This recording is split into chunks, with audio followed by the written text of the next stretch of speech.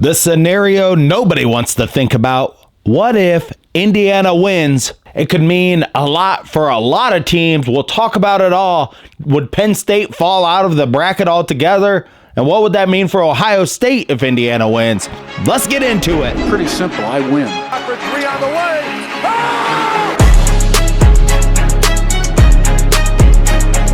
Hello guys, welcome to Indiana Sports Connection. I am your residential anchor, Aaron. Thank you so much for being here, being part of this Indiana Hoosiers community and Colts community on here. A scenario that I have been, ping-ponging around in my brain, and I've seen a few people on X talking about it.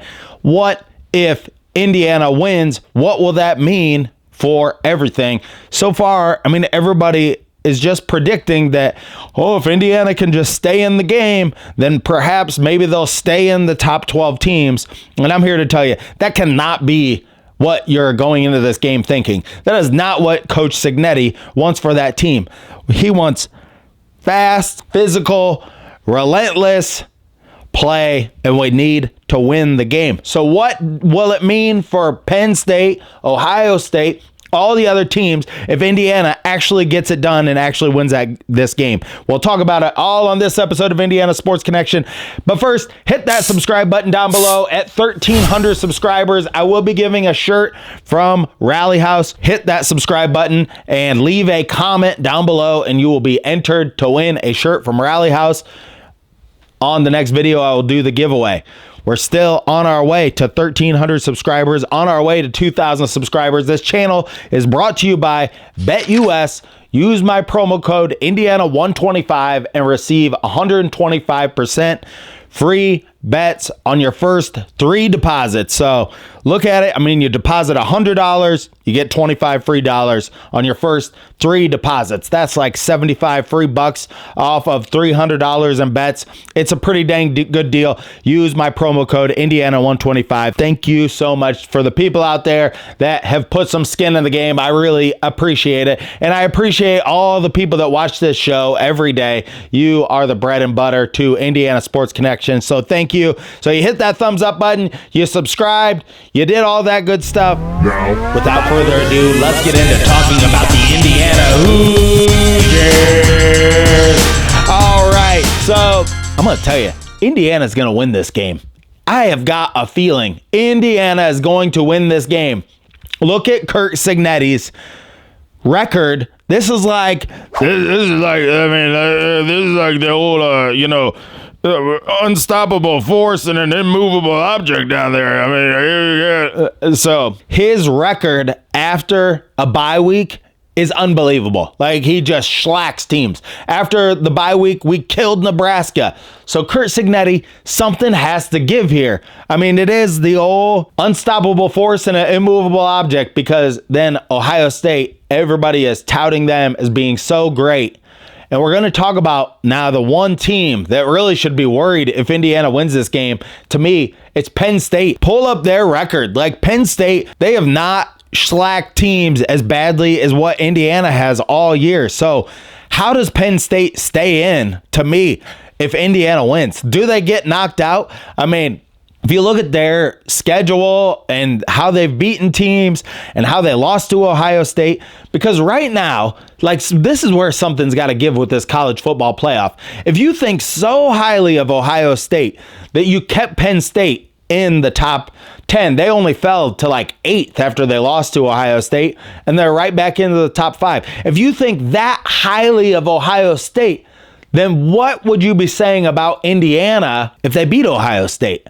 So suddenly, almost like Indiana's got to go to 2 or 1 if you think that Ohio State's that great, and that you got Oregon even above Ohio State, because Oregon beat Ohio State. But still, Penn State, they would have to fall out. Leave your comments down below.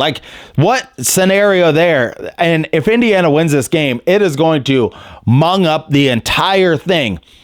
So, out of this weekend, we saw Georgia won. Tennessee, to me, some of these SEC teams that have 2 or 3 losses, they're not going to get in. And they're trying to make a great case for all the reasons why they should get in, and they just are not going to get in. To me, the team that It's Penn State that could fall out if Indiana wins. But what I think would happen if Indiana wins this game, they're going to leave Penn State in. Because what they're going to do is they're going to say, oh, now suddenly, we believe in Indiana because they beat Ohio State. That's exactly what they will do. They'll just have a grand rediscovery. That's what happens in this college football playoff when they're picking the teams, when they're doing all the things. Like, that's what goes down. Now let's talk about the actual game, because all these scenarios, they're going to play out. You got to win the game. You play to win the game. Indiana has to beat them. And I'm going to tell you how they're going to beat them right now. Stop the run. This game is going to come down to whatever team stops to run.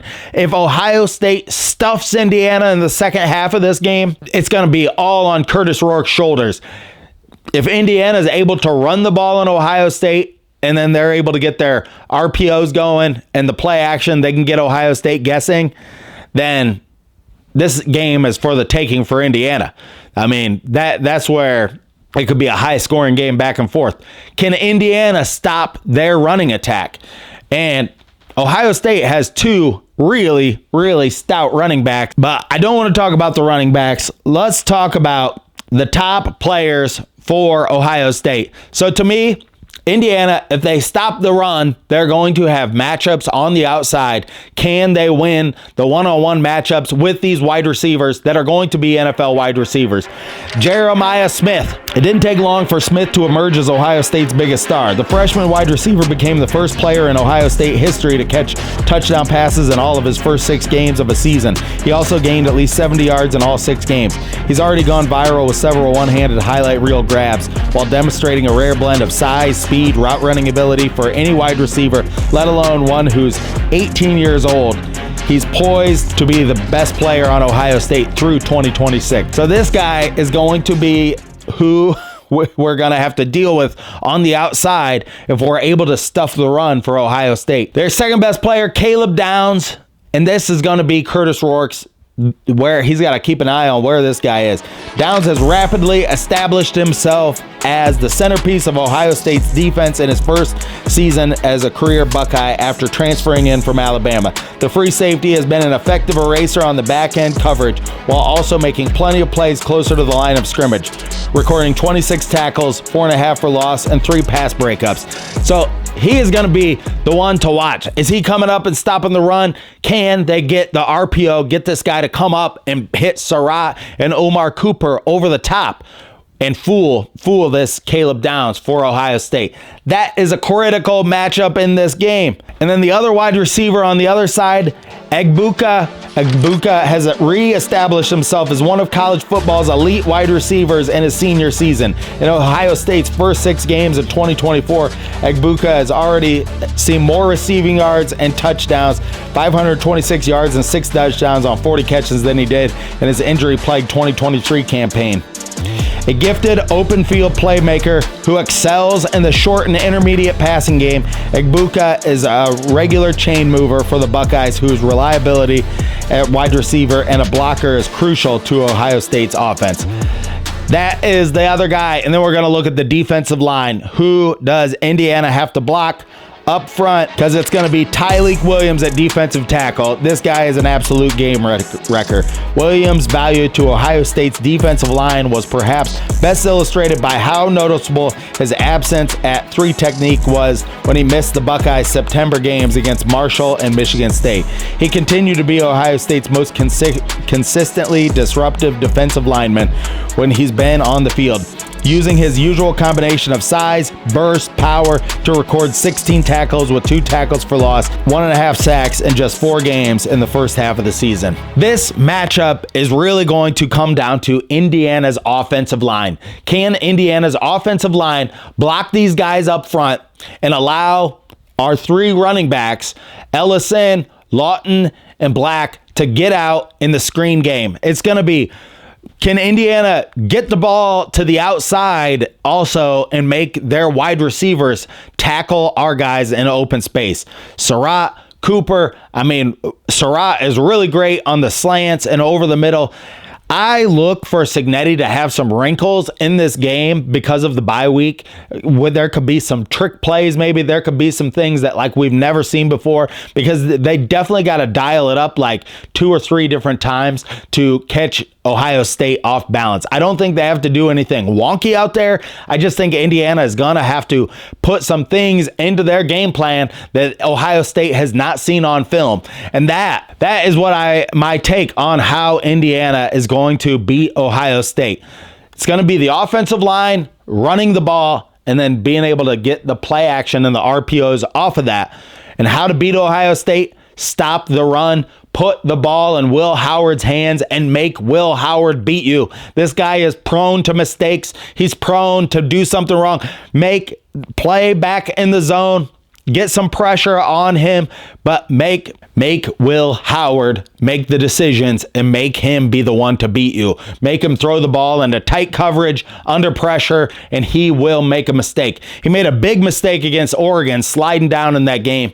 And so, when the game is huge and it's on the line, Will Howard, he has not been able to win some of these games. Yes, he beat Penn State, but I'm here to tell you, Penn State is not any better than Indiana is. They just are not. I can't believe that they're so high in the rankings, and I could definitely see Penn State fall deep in the rankings if Indiana beats Ohio State. Oh yeah, what do you think's going to happen out there?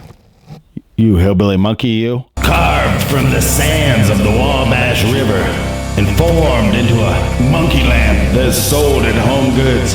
It's the Hillbilly Monkey Perspective on Indiana Sports Connection. I have full faith in these guys and this team. I mean, they have shown up and they've shown that they can get it done every single week on this team. And there's no reason not to believe in these guys. They have shown such promise and fortitude and the ability to play together and to be a team out there and to play for each other. It's a beautiful thing to watch. And come Saturday, I think they're going to kick Ohio State's ass. Come on, Indiana fans, get ready, because Hillbilly Monkey's coming into Columbus with game day, and they're going to kick Ohio State's ass right to the curb and win this game and be ranked on the top of the college football playoffs, and they're going to get it all the way into the Big Ten championship game and all the way into the playoff. The thoughts of a hillbilly monkey, ladies and gentlemen. But can Indiana take care of business? We got all week to pay attention to it. Will this game provide clarity for the entire Big Ten and for the entire college football playoff? I doubt it. It seems like every week, no matter what happens, there's just like a new set of we don't know what's going to happen. We don't know what's going to happen. So everybody's saying Indiana has to keep the game close. You cannot go in with that mentality. And I know Curt Cignetti is not going to have them going into the game with that mentality. You have to have the mentality that you're going to win the game. And if there's any movie scene is more dear to my heart than Remember the Titans, it's the scene at the end at halftime when they're getting beat. And this could be the Hoosiers against Ohio State this weekend. Hillbilly Monkey, let's roll that clip. Win or lose, we're going to walk out of this stadium tonight with our heads held high. Do your best. That's all anybody can ask for. No, it ain't, Coach. In all due respect, you demanded more of us. You demanded perfection. Now, I ain't saying that I'm perfect, because I'm not. And I ain't gonna never be. None of us are. But we have won every single game we have played till now. So this team is perfect. We stepped out on that field that way tonight. And if it's all the same to you, Coach Boone, that's how we want to leave it. Yeah. I hope you boys have learned as much from me this year as I've learned from you. That's right.